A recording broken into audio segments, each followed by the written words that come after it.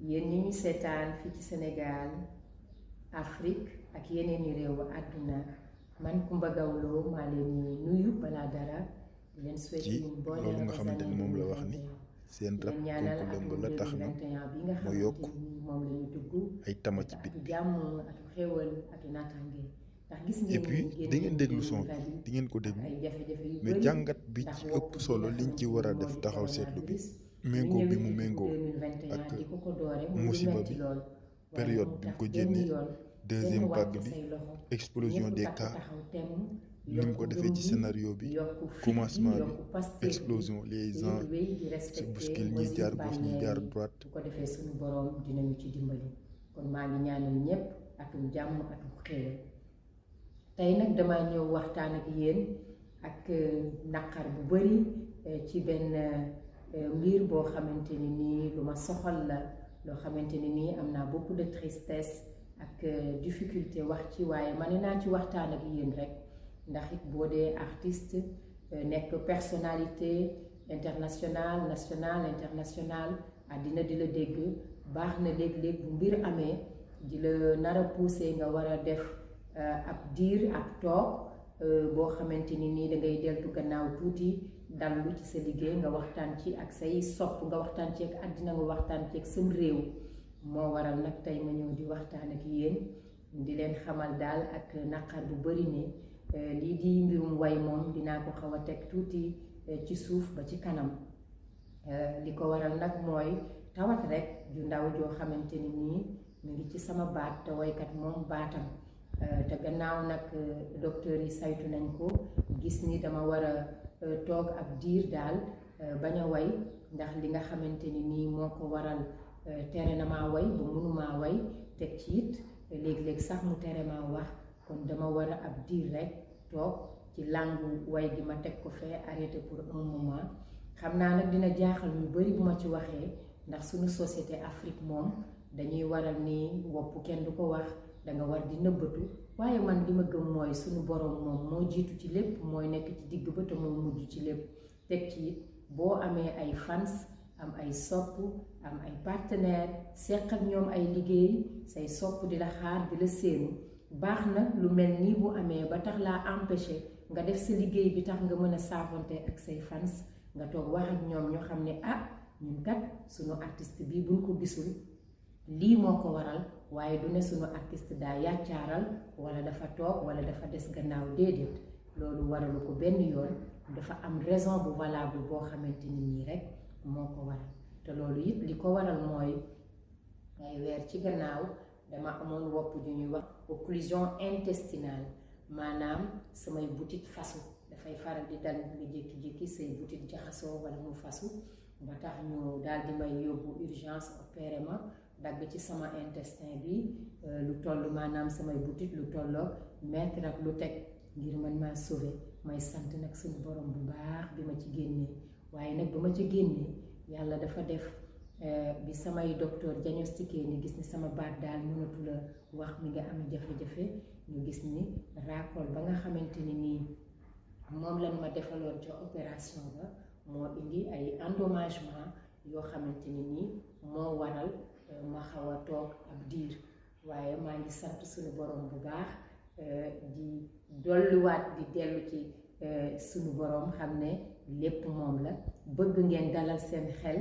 yéen waa Sénégal ndax Sénégal moom ñépp ma fi bëgg ñépp ma fi jox cër Afrique noonu adduniyaa noonu ñu xam ne rek lu am yàlla la te maa ngi sant bu baax ndax bu ngeen dee xool loolu moo waral programme yi ma fi defoon yu mel ni Coumba Gawlo seen kër Coumba Gawlo chez vous jamono yi yépp defuma ko te weer wu jot daan naa ko def muy rendez-vous yu am solo yu ma daan def ak yéen waaye ñàkk mën a way loo xamante ni nii lu ngeen mën a dégg la moo waral ma retiré wu ba loolu yépp defuma ko fexe naa nag may leen sama clip bii di borom ndaam ngir rek gën a saafonte gi yéen samay fans te ni ma ko defee ci loolu dinaa fexe def ko ci yeneen vidéo ci yeneen activité ndax xam ngeen ni man Coumba Gawlo bu way yu wéyee am naa yeneeni activité yu bari yu may def ci mbirum jigéen ñi mbirum xale yi mbirum seen àq ak ay yelleefu doomu aadama yooyu yëpp dinañ ci mën a saafonte pour rek ma mën a garder contact bi ak yéen ci sama ay plateforme YouTube, Instagram, Facebook ak yeneen yi activité di leen gërëm te di leen sant bu baax. Bala may jeexal nag damay dellu sant samay waajur, commencé ci sant gi sama yaay ndax jamono yi ma tëdd tawat yépp gis naa taxawaayam bu baax ci sama wet moom ak sama famille. Ma di leen gërëm gannaaw ba ma sant suñu borom bu baax di leen sant di gërëm it kilifa diine yi kilifa aada yi nga xam ne yépp ñoom ñoo ma doon ñaanal fi ñu ne di ma taxawu. Ma di leen gërëm ñoom tamit di leen sant bu baax di gërëm it bu baax son excellence le président de la république Macky Sall. Monsieur le président jërëjëf ci sa taxawaay gis naa ko bu baax. May gërëm les chirurgiens, les médecins, les infirmiers yi nga xamante ni nii yépp ñoom ñoo ma taxaw woon vraiment def ko seeni mbir ci sama tawat ji yépp. maa ngi leen di gërëm te di leen sant di gërëm it sama xarit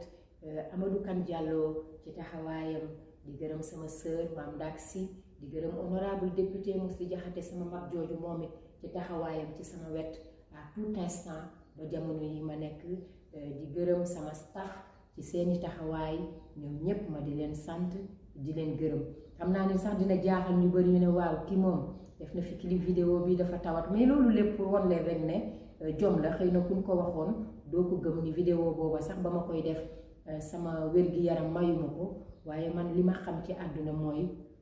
jom ak it nit ki ngay prendre sur soi lu mu metti metti nga def li nga war a def. boo paree nag nga soog a dem ci leneen. loolu yëpp te mënuma ko woon a bañ a def pour samay fans moo tax ma def ko. di leen gërëm di leen sant di leen wax ni am na projet yu bari yu ma dencoon def ko dinaa ko génne jamono yi muy ay vidéo ay clip ak yeneen. loolu yëpp rek pour saafonte gi yéen di sàkku ci yéen ñaan di leen gërëm di leen sant te dalal seen xel. jërë ngeen jëf. Je vais en quelques mots essayer de traduire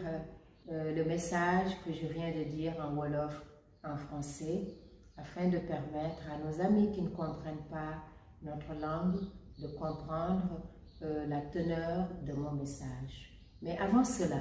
je voudrais vous présenter à vous qui nous regardez à travers le Sénégal, l'Afrique et dans le monde mes vœux les meilleurs, mes meilleurs vœux de bonnes et heureuses années 2021. Que cette année 2021 soit une année lumière pour vous, vos proches, vos parents et vos amis. Nous sommes sortis de 2021 avec beaucoup de difficultés à cause de la maladie à coronavirus et nous entamons aussi 2021 avec toujours cette pandémie qui continue de sévir. Mais ne baissez jamais les bras, continuez de garder la foi et continuez aussi de respecter les mesures barrières car cela pourra nous de cette pandémie qu'est le coronavirus.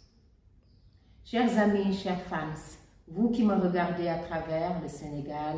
et en Afrique et dans le monde, je disais tout à l'heure que c'est avec beaucoup de tristesse que je viens vous annoncer mon retrait pour un moment de la scène musicale due à des problèmes de santé. Cela va vous étonner que j'en parle, puisque chez nous en Afrique, il faut tout cacher. Mais je pense que non, il faut parler à ses fans, il faut parler aux populations afin qu'ils puissent comprendre. En fait, je me retire de la scène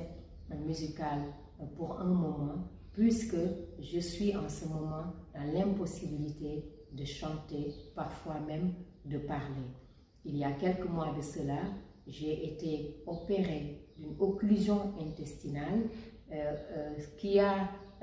mené à ce que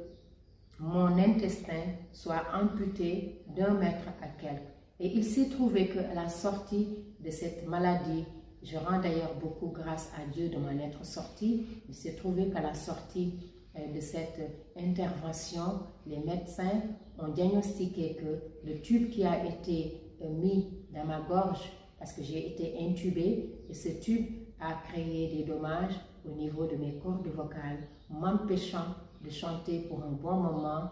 parfois même de parler. Au vu de cela, je viens aujourd'hui vous informer que pour un moment, je vais me retirer de la musique, mais malgré tout, nous allons rester en contact puisque vous avez vu récemment que je vous ai offert mon dernier clip vidéo Borom Dam et à travers mes autres actions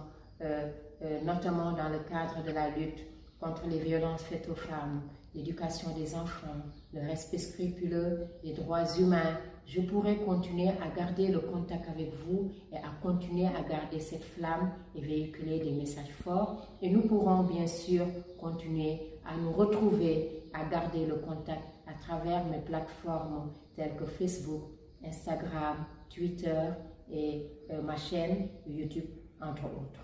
Et d'ailleurs, si vous le constatez, mon programme dénommé Coumba Gawlo Sen Cœur, Coumba Gawlo chez vous,